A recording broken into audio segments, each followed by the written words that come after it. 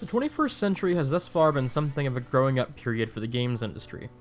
During the first decade of the new millennia, age-old rivalries became alliances, consoles finally got network multiplayer right, the hobby found mainstream success unthinkable just a decade earlier, and more than ever before, the medium was being used to explore art beyond just that which facilitated gameplay. But I can't talk about the many advancements and successes without talking about the failures, missteps, and passing trends. And today, I'm going to be talking about a notable instance of one of the latter: licensed games, or as I like to call it, advergaming. All the mainstream appeal, massive hardware sales, and pop culture ubiquity would not go unnoticed by the advertising industry, which wasted no time jumping on the trends and unleashing thousands of shovelware games onto the market. To be clear, advergaming was not born in the noughties, nor is it completely dead today. But never was it as prevalent as the era when companies commissioned entire video games themed around their product, ranging from movies and cars to tortilla chips and fast food restaurants. These games were often obvious, poor quality cash grabs, and they would fade from relevancy just as soon as they came. However, from the ashes of Brunswick bowling games and Russian movie tie-ins, occasionally something decent would rise. And that brings us to Ford Racing, one of the longest standing budget advergaming franchises out there. Lasting almost a decade, Ford Racing was a bargain bin mainstay for the 5th and 6th generation. But now that the dust has settled and this trend is no more, was Ford Racing any good? Why did it stick around so long? Are these games worth a collector's time today, or are they bound for the landfill? To answer these questions, it's only fair to start from the beginning, and work our way through the massive Michigan manufacturer's expedition into the gaming market, one game at a time.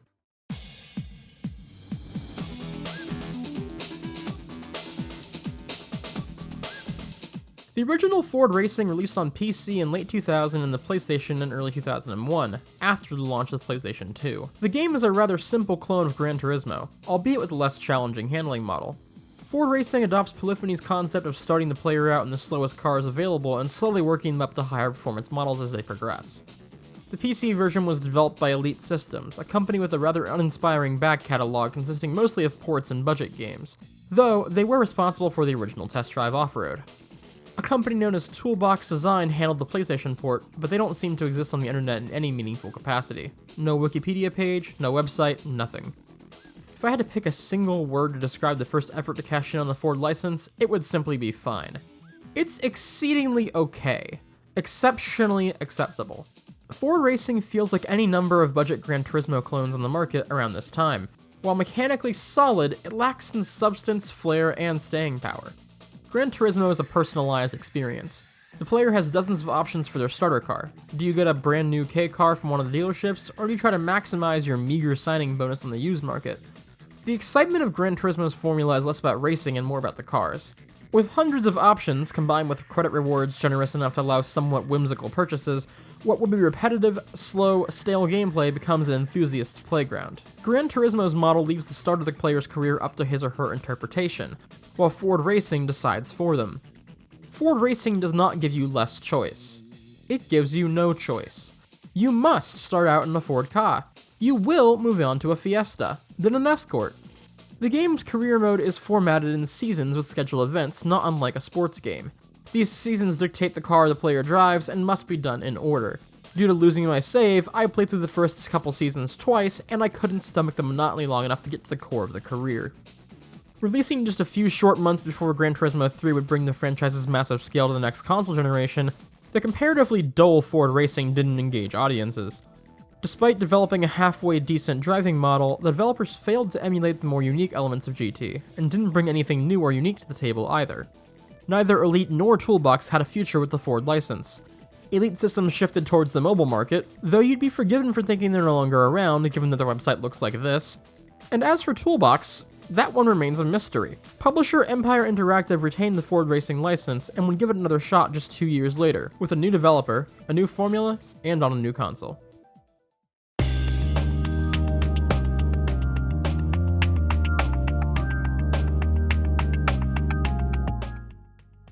After Ford Racing's review scores failed to impress, the sequel slated for release in 2003 would try a different approach. It seems that Razorware learned from the predecessor's mistakes. Rather than attempt to clone Gran Turismo, Ford Racing 2 takes the game in a more arcade direction reminiscent of Project Gotham Racing. The fixed career start is replaced with multiple single-player offerings that allow the player instant access to various types of vehicles, but not without restriction. While the most exciting cars in the lineup are initially locked, the playable vehicle count is almost tripled from the previous game.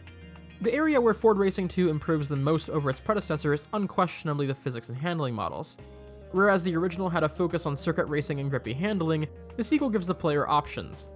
With skill, the player can still hold those tight racing lines, but with cars that are much heavier and physics that actually simulate the driven wheels, those who elect to turn off the assists will find themselves fighting to keep traction if they get overzealous with the throttle. The downside of this is that with the challenge mode, the player never really drives the same car for very long at all, meaning they aren't given much of a chance to get a feel for any particular vehicle before being thrust into the next. So I kept the assists on for most of my playthrough, with the exception of manual gears. Something that Elite Systems missed that Razorware seemed to understand is that the draw of a licensed game like Ford Racing or Chevy's Corvette titles is not the racing itself, it's the cars you do it in. Where the first game relied on its uninspired circuit racing to carry its weight, the sequel seems to understand the importance of its license, and the game is structured to reflect this understanding. The single player is divided into Ford Challenge and Ford Collection modes. The former is the main method of unlocking vehicles. Each car has a specific challenge to be completed. Doing so unlocks the vehicle, and depending on difficulty level, tracks, game modes, and other goodies are also up for grab, all of which can be used in Ford Collection, where the player has a list of events in each game type to be completed in whatever vehicle they choose. Ford Challenge is a great concept, as it lets the player decide in what order they want to obtain new cars, while more sought-after unlocks require a certain threshold of completion to be met before the player gets a shot at taking the more illustrious vehicles home. But this isn't to say that the mode is without fault. The game is rather light on tracks, and while Razorware attempts to compensate for this by diversifying game types, their efforts suffer from the same issues that plagued the games that inspired them. Just as with GT's license tests and PGR's challenges, skilled players will find these modes test their patience more than their skill, with challenges that are tedious at worst and trivial at best. Ford Collection is better executed, but less interesting. Once a player completes an event in one category of car, there isn't really much compelling them to return in another class. This sort of symptom reminds me of early 90s racers, before career modes were really a thing. By 2003, any racer worth its salt had a fleshed out progression system, and needless to say, medals do not constitute a fleshed out progression system. After completing Ford Challenge, there's not really much worthwhile content left. This mode is just about indistinguishable from Quick Race, like how half the game modes in Ford Challenge are indistinguishable from regular races. The strongest selling point of Ford Racing 2 is, as the name implies, the car roster. Everything is on offer here, from classic Ford trucks and sedans to the most futuristic concepts on the road. Ford Racing 2 is one of the very few games featuring the Ford GT90, and one of only 4 with a Ford Mustang Mach 3 concept, with 2 of the remaining 3 being the game's sequels.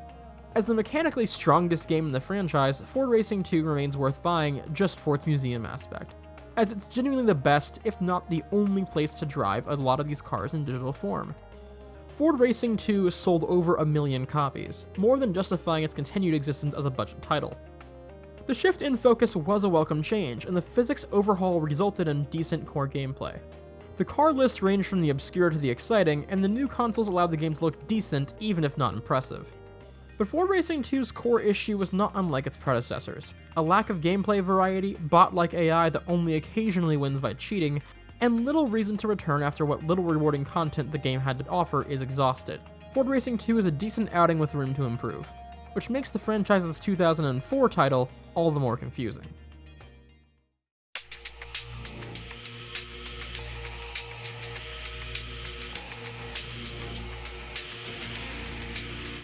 Ford Racing 2 sold remarkably well for a licensed game, almost 5 times as much as its follow-up.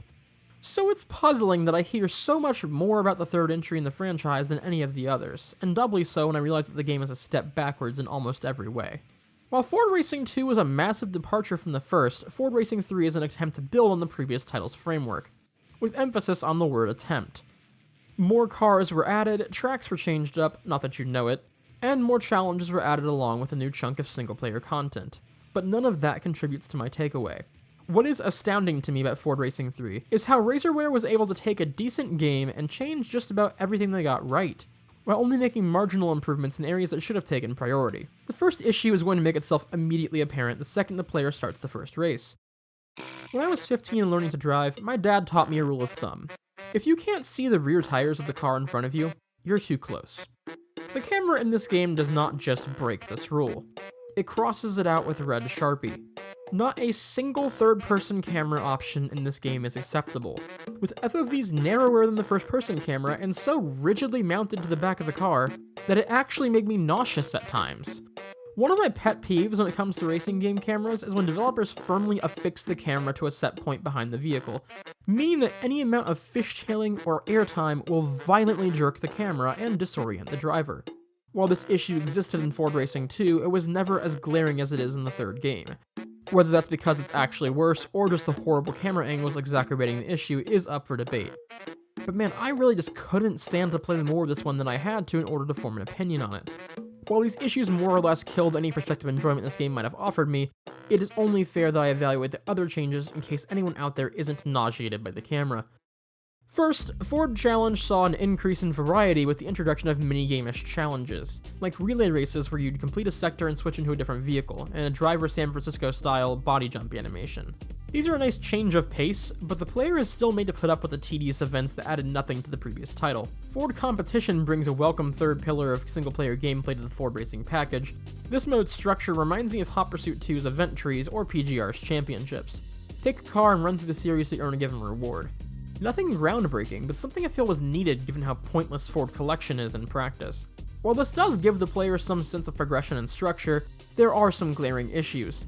Drawing comparison to Hot Pursuit 2, EA Seattle's version, the event tree in that game limited the player to certain vehicles or vehicle classes on an event-by-event basis, loosely resembling a flight of stairs in regard to event length and difficulty. However, Hot Pursuit 2's currency system meant that players chose what to unlock and when, versus players having to alter their path through the event tree to unlock what they want in Ford Racing. Similarly, Hot Pursuit 2's vehicle performance starts with the slowest cars and works its way up. Ford Racing 3 rubber bands back and forth, putting the player in a Ford GT for one race and a Model A for the next. And if you think the general pacing of Hot Pursuit 2 can get long-winded at times, it never feels like you're stuck in a slow car doing way too many slow races. This is a regular occurrence in Ford Racing, where tournaments regularly overstay their welcome. Razorware.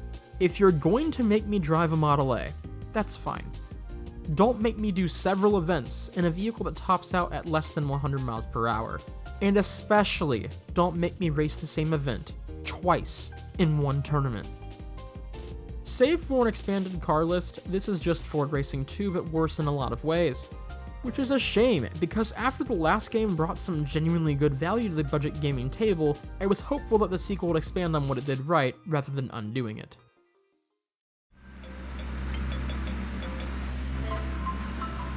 " 2005 would prove a busy year for Ford's gaming endeavors, with two new titles releasing just months apart. Both would be developed by British studio Eutechnics, whose name should be familiar to racing fans, with a long history of developing racing games of varying quality, from Formula 1 and NASCAR licenses to Fast and Furious tie-ins and imitators. Oh, and yeah. The first of these two games would be Ford Mustang The Legend Lives, which was published not by Empire Interactive like previous Ford games, but instead 2K. Now, hold on. I know what you're thinking. That doesn't say Ford Racing. And you're right. Despite Wikipedia's assertion that this is in fact part of the Ford Racing series, Mustang seems to be a separate venture. Technicalities aside, these games are worth mentioning, if for no reason other than not needing to come back to the Ford license in future videos. Ford Mustang The Legend Lives is a run-of-the-mill closed-circuit racing game, again in the style of Project Gotham. Car models are pretty and sharp, but you'd hope they'd be in a game literally named after a specific model of car. Speaking of which, there are 40 different Mustangs up for grabs here, with different, in massive air quotes, as many of the models boil down to special editions and trim levels, some of which feature changes as minute as paint color. Meant as a celebration of all things Mustang, the trim levels are a welcome detail that most racers forego altogether, usually opting only to include the highest performance trim of a given vehicle. For Mustang fans, this is a digital hands-on museum of the brand's history.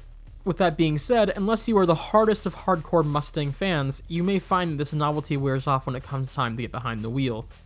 This isn't a bad game. I don't think I could accuse it of being lazy, unfinished, or even low quality in any regard. It's just unremarkable. All the TLC went towards meticulously modeled Mustangs.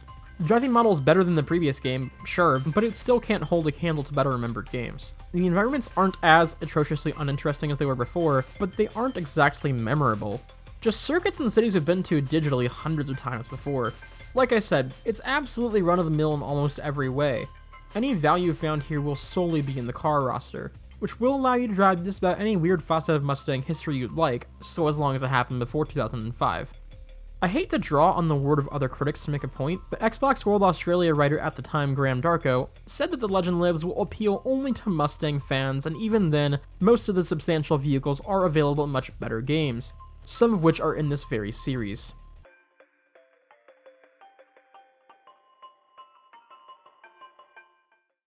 Just a few months after the release of their last Ford-related video game, Eutechnyx were back with another Ford-related video game, and this time, fellow Detroit automaker and longtime rival Chevrolet were on board for a friendly showdown, pitting various models from both manufacturers' past and present lineups head-to-head in a mock TV show street racing competition.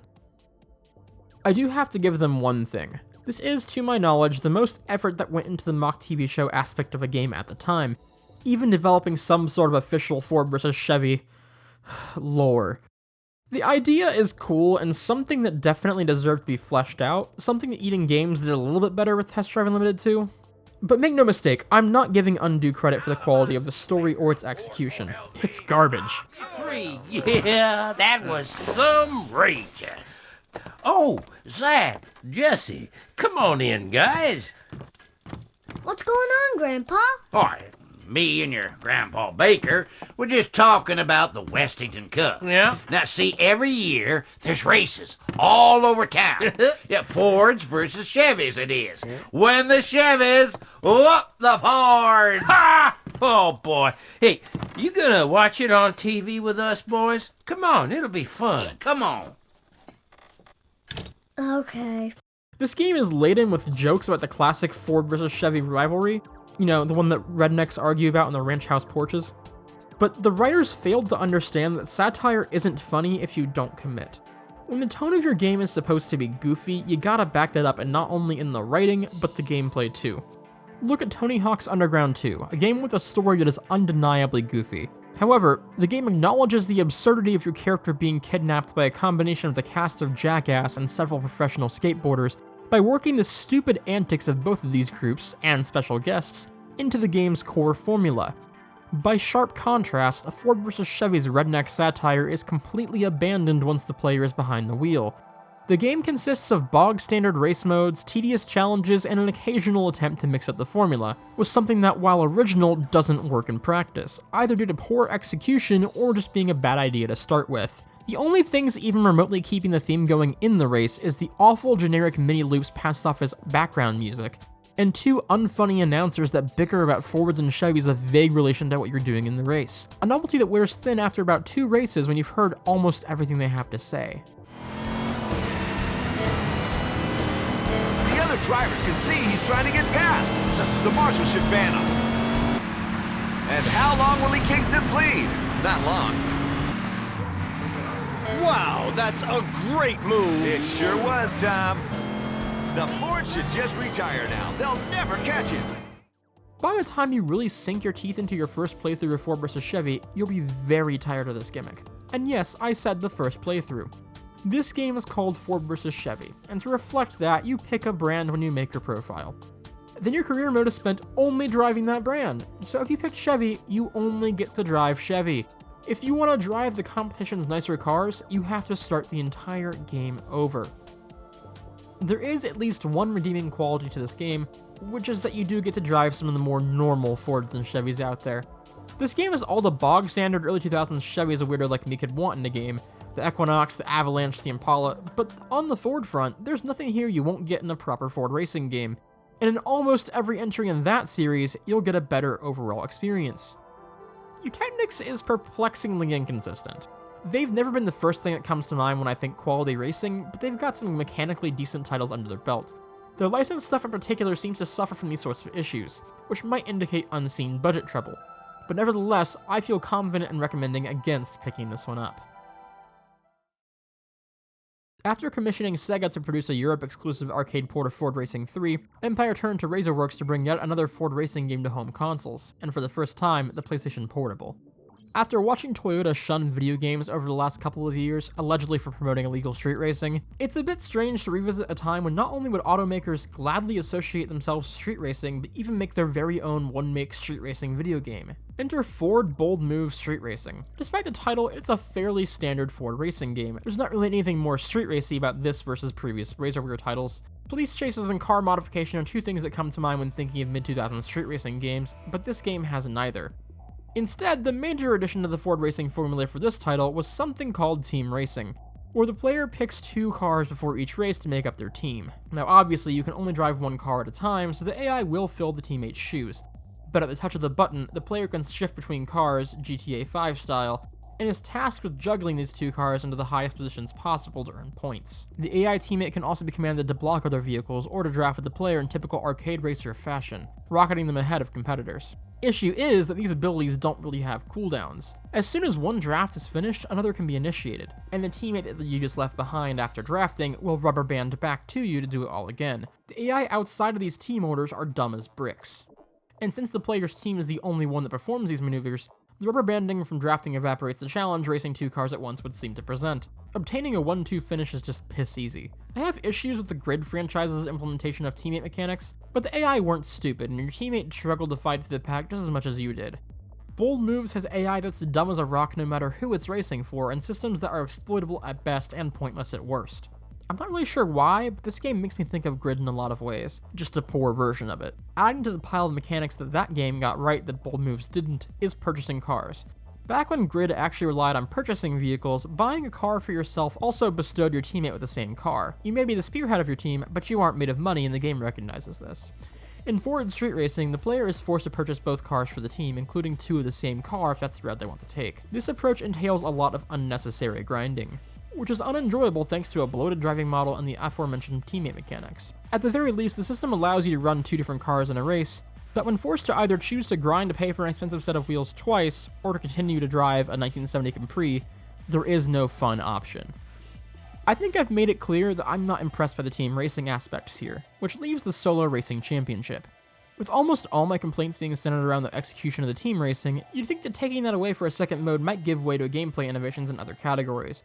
But this is RazorWire that we're talking about. I could go into detail, but I'd be retreading the Ford Racing 3 section of this video. There's almost nothing separating this from the previous Ford racing games, and what little attempt at innovation RazorWorks made ends up hurting the experience. I'm usually the last person to say this, but god, this is a waste of a game. And as the sun set on the 6th console generation, the era of advergaming went with it, with most advertisers electing to advertise on existing games rather than creating their own. Yet, somehow Ford Racing held on for one more game.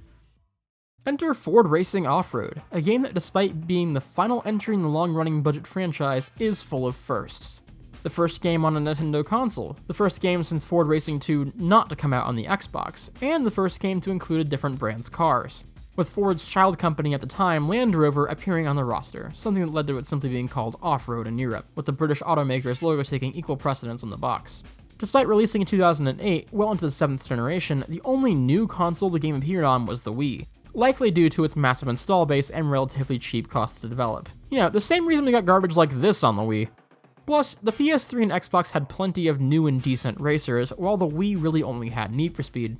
To my surprise, I actually really enjoyed my time with Ford Racing Off-Road. I'd go as far as to say it's the best game in the series since Ford Racing 2. The change of theme meant that the developers finally had to flex their creative muscle, not that habit didn't rear its ugly head. For a game made for the PlayStation 2, the model quality is surprisingly high. The only place I really see the aging hardware betraying the game's style is in the amount of aliasing on any of the truck's sharper edges, which, to be fair, isn't an issue exclusive to this game. PlayStation 2 games are notorious for having horrible jaggies, harming the experience on a modern television. But in motion, the game looks good by PS2 standards, if a little dark at times. While I love the original Xbox to death, not coming out for that platform does help the game's case in a way.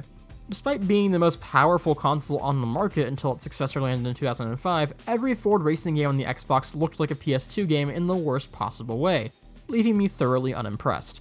This wasn't too uncommon in this generation. Even larger budget games sometimes had straight ports from the PS2 that didn't look quite as good as they should have. Playing Off-Road on the PS2 did force me to think about it as the PS2 title the series always had been, and in that context, it looks good. This sounds like a bit of a backhanded compliment, but when considering just how dominant Sony was during that generation, it makes sense that a budget title would use the PS2 as its lead platform. A larger install base means larger potential for sales after all. Similarly to previous games in the franchise, Off-Road's career mode is structured as a map with branching paths, letting the player decide which event they'd like to go to in order to progress. And here's where my first issue with the game's design comes in.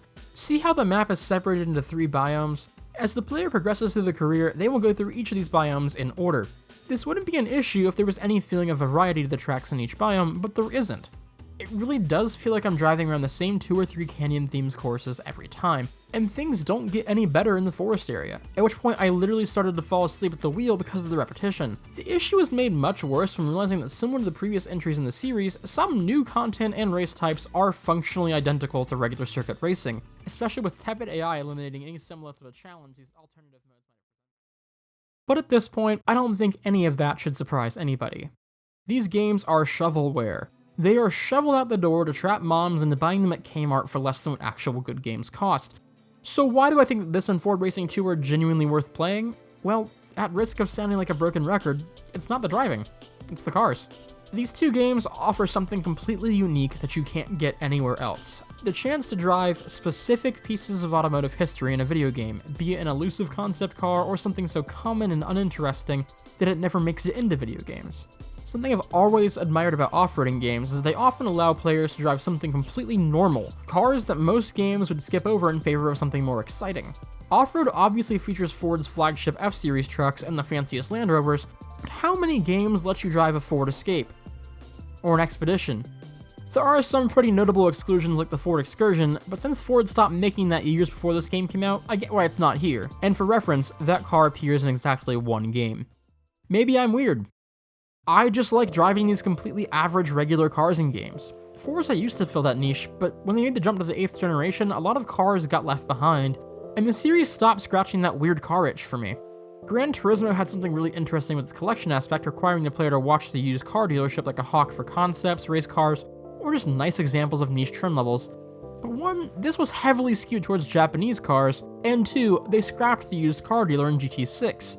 Completely sucking the fun out of the collection aspect as far as I'm concerned. It feels like most AAA racers left behind many of the more pedestrian autos in favor of becoming the racing game equivalent of the Greatest Hits album. Sure, this is great, but sometimes I want the deep cuts. I want to sling an Altezza around corners. I want to putt along Brands Hatch in a 2002 Saab 9.3. And today, when you're someone who's more interested in cars themselves than racing, driving games don't feel like they're for you anymore. Even though it's a one-make, budget off-road racing title that's completely unexceptionable in almost every category, Ford Racing Off-Road understands that it is being sold on the sole merit of the car on the cover. It understands that without the licensed trucks and SUVs, it has no reason to exist. To answer a question I posed earlier, do you know how many games out there let you drive a Ford Escape? 1. This is the only one. And for that reason alone, it's earned its place on my shelf.